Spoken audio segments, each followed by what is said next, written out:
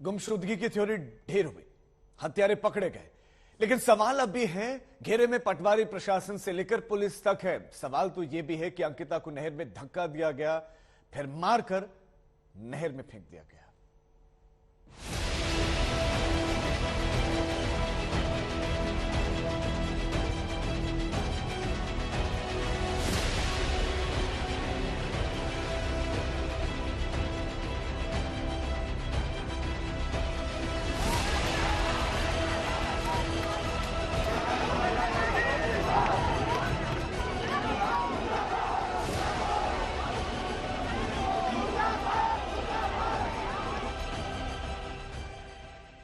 अंकिता के हत्यारे पकड़े गए, अंकिता की हत्या के मकसद का खुलासा हो गया, लेकिन सवाल अब भी कई हैं, गुस्सा अब भी भारी है।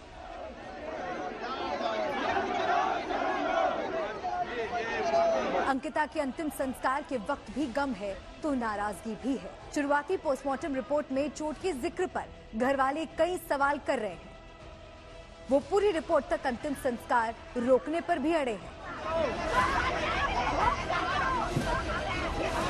अंकिता के पिताजी की ये चाहते हैं कि अंतिम वो पोस्टमार्टम की जो कंप्लीट रिपोर्ट है वो सार्वजनिक हो, ताकि उनको पता चले कि मरने का रीजन क्या है, उसके साथ क्या हुआ है। और जैसे पोस्टमार्टम की रिपोर्ट सार्वजनिक होगी तो अंतिम संस्कार करने के लिए वो तैयार हैं। शुरुआती पोस्टमार्टम रिपोर्ट में अंकिता की मौत डूबने से बताई गई। डूबने से दम घुटा, शरीर पर चोट के निशान भी हैं। चोट से अंकिता बेहोश हुई। सवाल सिर्फ पोस्टमार्टम रिपोर्ट में चोट को लेकर ही नहीं है, रिजॉर्ट पर बुलडोजर चलाने से भी है। यहाँ पर बुलडोजर चला कल देर रात, लेकिन इस बुलडोजर पर भी सवाल है, क्योंकि 23 तारीख को इस पूरे मामले का खुलासा होता है, तीनों आरोपी गिरफ्तार होते हैं और उसी रात बुलडोजर यहाँ पर चलता है। कायदे से पुलिस को यहाँ से तमाम एविडेंस जुटाने चाहिए थे, क्योंकि जिस तरीके से आरोपियों ने खुलासा किया और जिस तरीके से अंकिता ने अपने दोस्त से बातचीत में ये बताया था कि इस रिजॉर्ट में उसके साथ किस तरीके से बदसलूकी छेड़खानी पुलकित आर्या ने की थी। इसके अलावा जो उत्तराखंड के डीजीपी हैं वो ये कह रहे हैं कि रिजॉर्ट में गैर कानूनी काम होता था, जिसका विरोध कहीं ना कहीं अंकिता ने किया और शायद वही विरोध उसको भारी पड़ गया।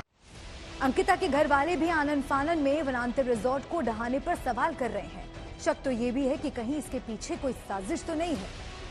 अब तमाम सवाल उठ रहे हैं कि फॉरेंसिक जांच के बिना उस रिजॉर्ट को क्यों ढहाया गया।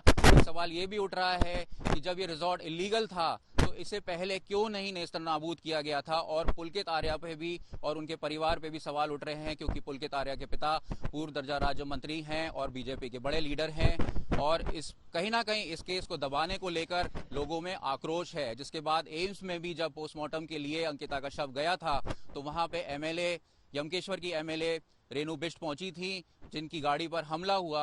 18 सितंबर की शाम को हुई, लेकिन 5 दिन तक कुछ पता नहीं चला। मुख्य आरोपी पुलकित आर्या ने पुलिस को झूठी कहानी बताकर खूब घुमाया। पुलिस को बताया कि 18 सितंबर की रात अंकिता रिजॉर्ट के अपने कमरे में ही थी, लेकिन सुबह कमरे में नहीं मिली। अंकिता के घर वालों को भी पटवारी घुमाता रहा। आरोप तो ये भी है कि जब अंकिता के घर वाले पटवारी से शिकायत करने पहुंचे तो उन्हें टरकाया गया और अंदर पटवारी और पुलकित बैठे रहे। की दृष्टि से बर्खास्त यहाँ पर वैभव प्रताप होना चाहिए। अंकिता केस में अब तक 3 आरोपियों की गिरफ्तारी हुई है। पुलिस के मुताबिक तीनों ने धक्का देने की बात भी मानी है, लेकिन इरादा हत्या का था ये किसी ने नहीं कबूला।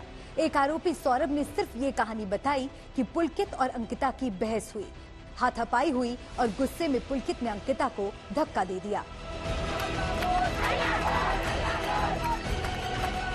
अंकित शर्मा के साथ अरविंद ओझा, श्रीनगर, उत्तराखंड।